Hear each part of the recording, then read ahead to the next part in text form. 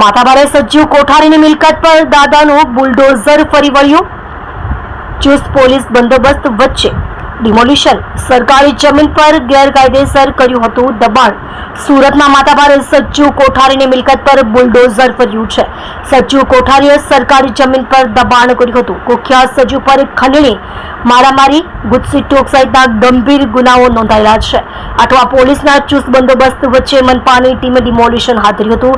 2 મહિના પહેલા પણ કુખ્યાત સજ્જુ કોઠારીના મકાનનું ડિમોલિશન કરાયું હતું। અગાઉ 2 મહિના પહેલા પણ નાનપુરામાં જમરૂખ ગલીમાં રહેતા અને જુગાર સહિત અનેક અસામાજિક પ્રવૃત્તિમાં સંડોવાયેલ સજ્જુ કોઠારીની મકાનમાં ગેરકાયદેસર હિસ્સાના ડિમોલિશનની તજવીજ હાથ ધરવામાં આવી હતી। ઉચ્ચ પોલીસ અધિકારીઓ સાથે ચુસ્ત પોલીસ બંદોબસ્તની હાજરીમાં સેન્ટ્રલ ઝોનના દબાણ ખાતાના કર્મચારીઓ દ્વારા સજ્જુ કોઠારીના ગેરકાયદેસર મકાનના હિસ્સાને ધરાશયી કરાયો હતો। આસપાસના વિસ્તારમાં રહેતા નાગરિકોએ પણ આ કામગીરીને ભરપેટ પ્રશંસા કરી હતી। સજ્જુ કોઠારી સામે 2 ગુજસીટોકના ગુના,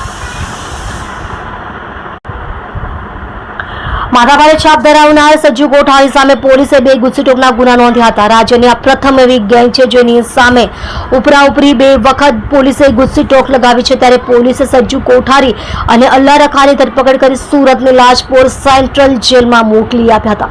જોકે સજ્જુ કોઠારી સુરત લાજપોર જેલમાં પણ રહીને ભાઈગીરી છોડી ન હતી।